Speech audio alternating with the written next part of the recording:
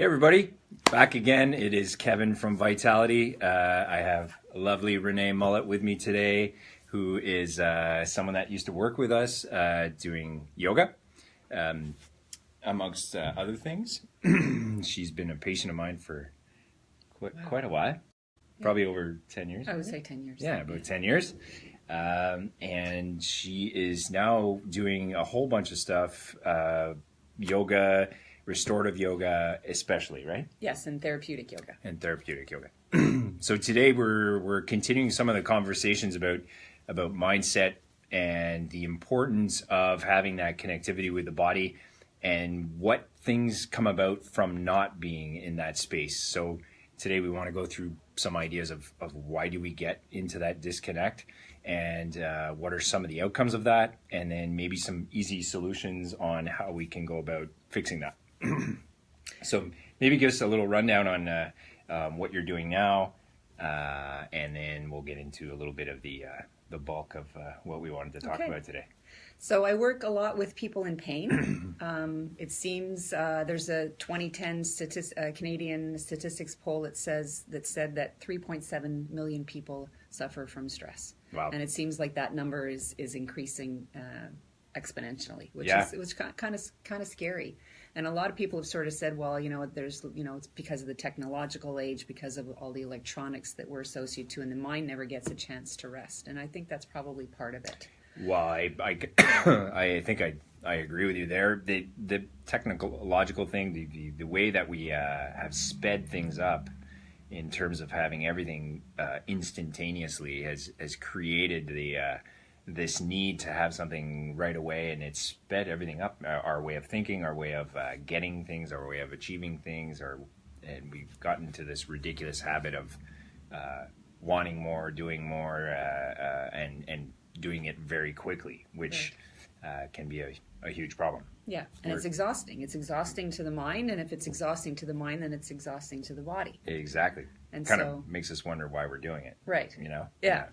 But we're not conscious of it, and I think that's the biggest issue when it comes to dealing with pain, with chronic pain, is developing that consciousness, right? Yep. We've learned that our minds take over. Yep. They're just totally ruling our lives because of that constant feed that we seem to be craving, and there's this dissociation from the body. Yep. So the biggest thing I think that we need to keep in mind if we want to feel better and heal our bodies is we cannot heal our bodies if we can't feel our bodies. Exactly. So I think that's... This, I'm glad you brought that up, because maybe we'll explain what this disconnection is. So what we're trying to say, and maybe give your version of what you think this is, but this is how I explain it to patients, is that, so if, let's say we're in that phase where the hamster is kind of running constantly. So like Renee was saying, we're so caught up in our analytical mind, which is, obviously there to serve us, but isn't where we should spend most of our time. Right.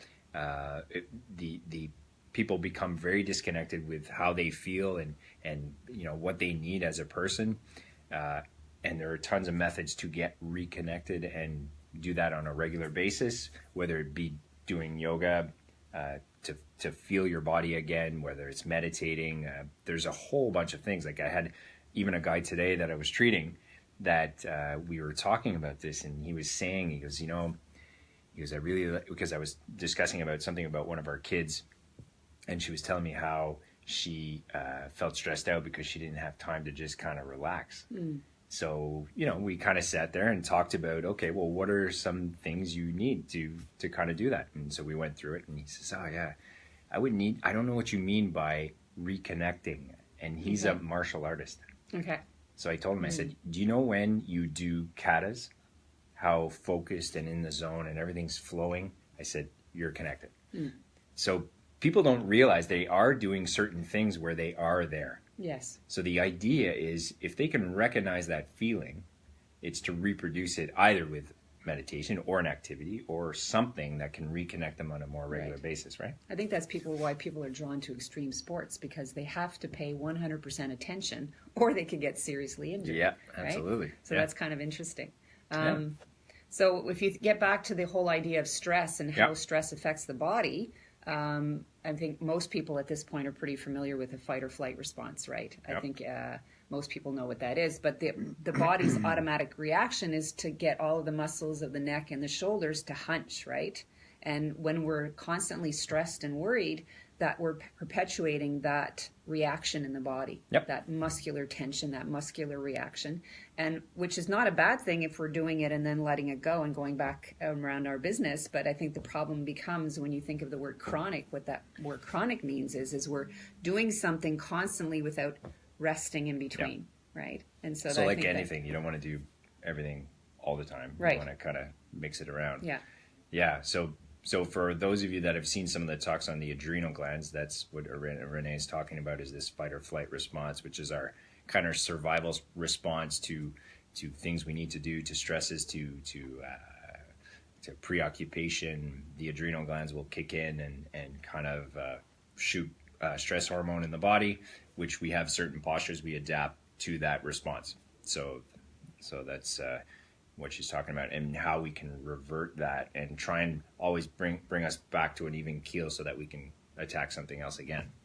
So the thing now is that's where Renee hit the nail on the head, is we have so many things that are stimulating that so often that if we don't take the time to bring them back down, it stays elevated, and that's when people can get into trouble, and even, let's say, long-term issues of burnout and anxieties and depressions and things like that. And I'm a great supporter of exercise. I think exercise is really necessary. But I think the issue is that people will go from a highly stressful job, will go to the gym, will have a really intense workout, will go home, have a lot of intense things going on at home, and so there's still not that opportunity to relax. So the gym is great. But the body still needs to relax, because you're just perpetuating the constant go, right? So it's finding some quality time to, slow things down. Body and your mind. Body and mind. Yep. Body and mind. And so the interesting thing about the body and the mind connection is that the mind can go into the past. Mm-hmm. The mind can go into the future, right? But the only place the body can be, at least at this day and age, is right here. Yep. Right? Absolutely. So the easiest way to give our minds a much needed rest is to bring that awareness to the body. Well, it has to be a conscious effort to do that, right? It's like anything we do, at the end of the day, the work has to be done. Yeah. So the idea too is to have, we talk about this a lot, is to have somewhat of a routine, a daily routine, either when you're waking up in the morning, you have your wake up routine, which every morning I wake up at 5, and I know I have 10 minutes where before the kids wake up, where bit of quiet. I can do a bit of meditation and set the intention for the day. And then at nights when I do stuff a little bit more in depth. But if you don't have that routine down, for sure it can make it very difficult, because we're not really in the habit of creating that type of mindset. Because otherwise you're just always running, right? And if you don't like the word routine, swap it out for ritual. Sure. Right? So ritual is like you're doing something really special for yourself to elevate your own well-being. That's great. So which is, really important. Yeah. So the easiest way to connect to the body, and it sounds so simple sometimes, and a lot of times I think people are stuck saying, how can something so simple be so helpful? And it's by connecting to our breathing. Absolutely. It's the most simple thing that we can do, and we can do it as often as we want throughout the day, and all we have to do is take 3 to 10 full breaths in, full breaths out. Yeah. And that's right away, that's the connection to the body. And it's funny, so we'll go through a lot of that with patients about teaching them how to breathe and the reasons why. And quite often, the ones that are the worst, they'll do the breathing and they really don't feel good when they're doing it. Okay. So to what point physiologically this has had an effect on you that, you start to breathe properly and you don't feel well. Right. So we always try and tell them, take your time, make it progressive, and you can work your way up to doing it more intensely, let's say. Yes. But so maybe you have other methods too. I totally agree with you about the breathing, and that's probably the primary one that I always give people. There's certain ones too, we're talking about the how to connect here. So let's say we talk about breathing, great one. There's a heart focus technique that we'll do with patients sometimes, which I think I've mentioned before. The idea is we want to get you to get back into feeling what's below this level. Right. So you can make it as specific as you want to just as general as you want, as breathing and trying to feel what that breath is doing in your body.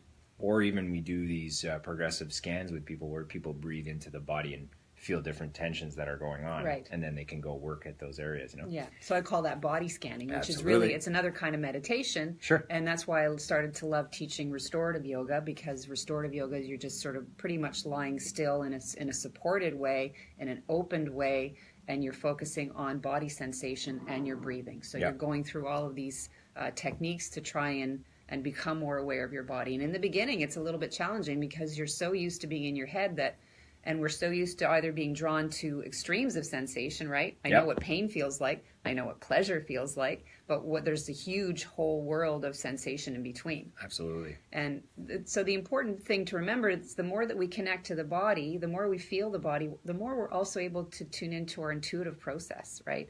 And so our bodies are constantly sending us messages. And if we're all in the mind all the time, then we're not aware of the little, subtle... We're not picking those up. We're not picking up those subtle messages the body's sending us. Well, I'll give a perfect example with our job. Right. So I remember being in school and they'd tell us, Kevin, you're not centered. Center yourself. You're not... And I'd be like, what are they talking about? Like I had no idea what they were talking about.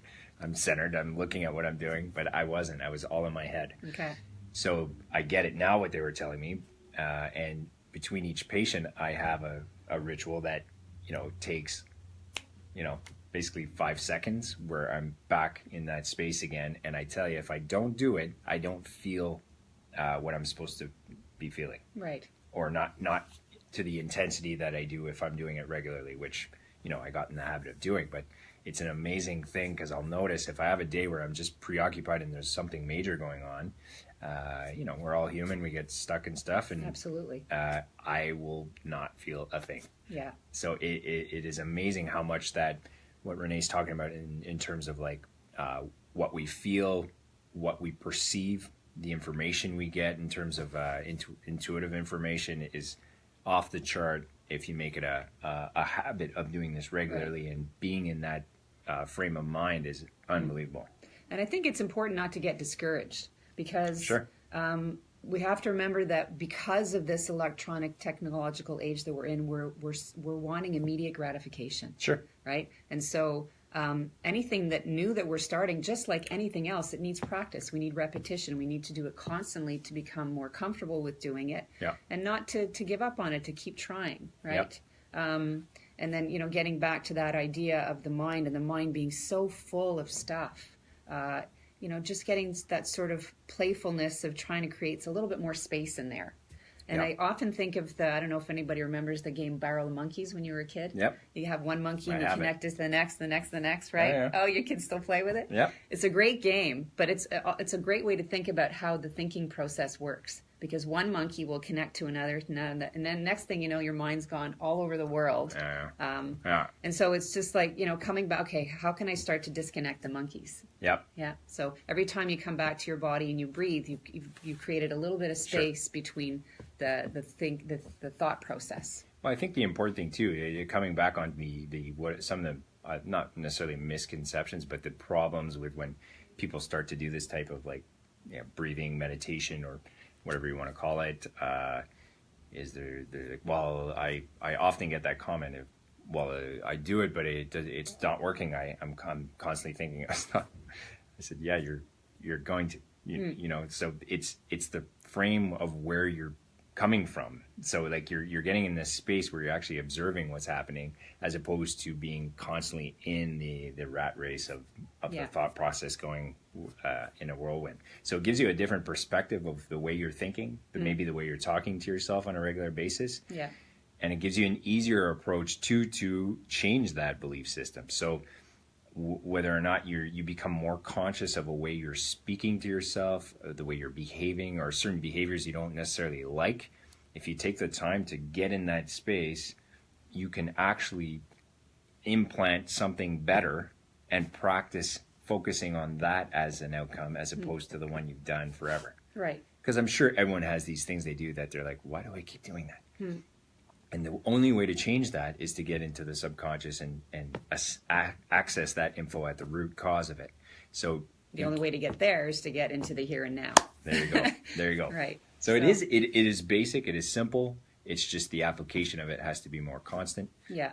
Becoming the observer, non-judgment, is an important thing to come in. And it's just like, okay, there goes my mind again. You can even laugh about it. And then you just, it's just like training a puppy, right? You don't beat the puppy once it's left the paper. You pick up the puppy and you put it back on the paper over and over again. So it's the same thing that we need to do with our minds. Right. Is to just keep coming back to it. And the long-term effects of it are phenomenal.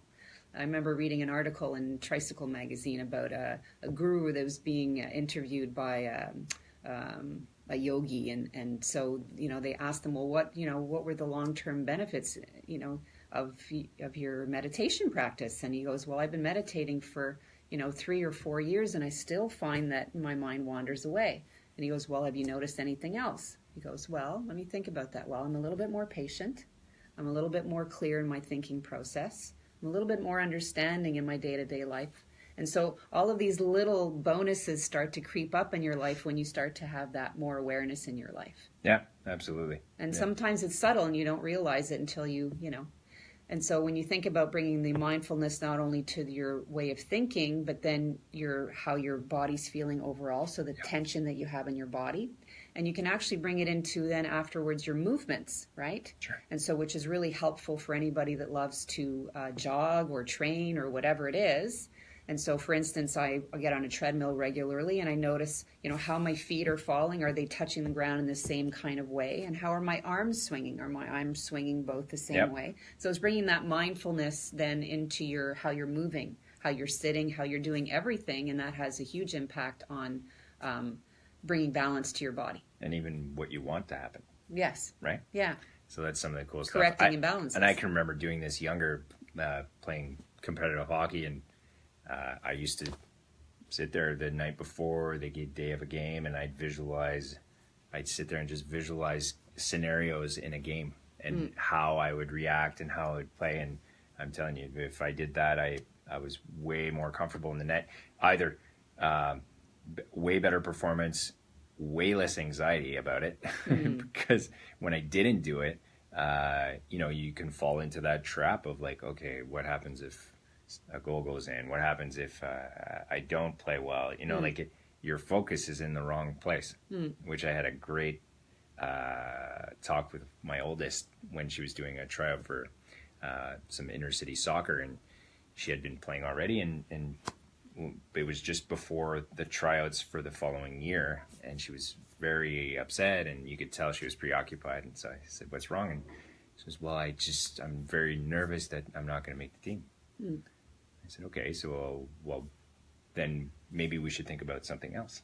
And she says, what do you mean? I said, well, we can either sit here and focus on the fact that maybe you won't do well, or we could focus on the fact that you love playing soccer and that you're going to do your best, and that will come out into a better outcome. And so she practiced. I go, think of game scenarios and you kicking the ball and it going into the net. You got to close your eyes and really see it and feel it like it's there, And so she does that more regularly, and it's worked great. But creative visualization is amazing. Amazingly powerful. Yeah. And the more you do it, the more you're going to start to feel it, and that's where it really starts to become ultra powerful. So the more you imagine it, the more you feel it. The more you feel it, the more it becomes real. Well, I think that you just nailed it. The feeling it is actually the spark. Right. Right. Yeah. Dispenza's good at that. And do you know Joe Dispenza? No. So Dr. Joe Dispenza wrote a couple books, Changing the Habit of Being Yourself, Becoming Supernatural. Okay. Great guy. Same concept. He's talking about basic thought that's put into energy, that's put into matter. Right. Which the energy part is that feeling like it's already there in order to make it concrete and material. So the idea is really, you don't want to just think of something. You want to think like it's already happened. Right. And like, what would you actually feel like if that was going on right now? Yeah. Right. And how much really cool. the energy buildup in your body has such a positive effect on overall well-being. It's just phenomenal. My buddy Paul Goins is watching, so he can attest to this. He's going to be a junior pro at not Royal Montreal, I He's forget. Watching. Sorry, Paul. I'm having a live blank. You can write to me if you want to tell me. Anyways, but yeah, we talk about this all the time about your focus. Golf is actually an amazing game to show how focused you can be on something, right? Right. And that whole visualization process and commitment to doing one thing is just, I find golf fascinating for that. So, anyways, commitment's is a good word. Yeah, I mean, we need to commit to something. For sure. If we want wellness, we need to commit to something. One new thing every day. So if you're kind of stuck, it's just like, what one new thing can I commit to every day to help me start to feel better? So so maybe you can tell us a little bit about some of the programs coming up for you that could that people could benefit from. Okay, so since I'm a yoga therapist, I work primarily with people that are in pain or so I have a couple of programs that I've developed. One is focusing on neck and shoulder care, so the tension and stress and pain that we may have built up with stress over time into this area. So it's a weekend program, April 14th and 15th, and it's from noon to 5 p.m. for those 2 days. And it's really, we do a lot about what we just talked about, right? So there's of course, there's going to be movement and exercises, but there's also going to be mindfulness. There's going to be meditations. There's going to be philosophies to look at and ways of looking at our thought process. And then I have another one coming up, low back care, coming up in May, on May 5th and 6th. So two really great programs to really focus on holistic care for the body and to help manage pain and alleviate pain, and using all the tools to help make you feel better. Okay, so we'll be putting both of these events up on our website. So if people are interested, they can just go to vitalitytherapy.ca. And it's Elmridge Golf Club. Now I'll be able to sleep now. Also, another shout out here. Julie Wilson is watching. It's an old buddy's wife, who I saw him in Hudson at the SAQ. And anyways, he said that she was having some issues with concussion, and I'm not sure if she contacted us yet. But Julie, if you haven't yet, give us a buzz, and I'd love to chat about it. I also teach restorative regularly, restorative yoga, or if ever you see the opportunity to check out restorative yoga anywhere, there's more and more places now that are offering it, because it really combines the mindfulness with the meditation, with the body scanning, which really helps you get into right here, right now. I teach it every Wednesday and Thursday in Point Claire, so anybody can contact me if they want to have that. What's the best way to contact you? You can contact me at lusciouslotusyoga@gmail.com. That's probably the easiest way, email address. Okay. And if you just go to lusciouslotus.com, you'll see my schedule there. So awesome. Yeah. Well, thanks for joining us, and we'll Thank definitely have you on again, because I'd love to continue these chats. They're the best ones. Terrific. And that's it. Thanks, guys. Thank you. Hopefully you liked it, and we'll talk to you soon. Take care.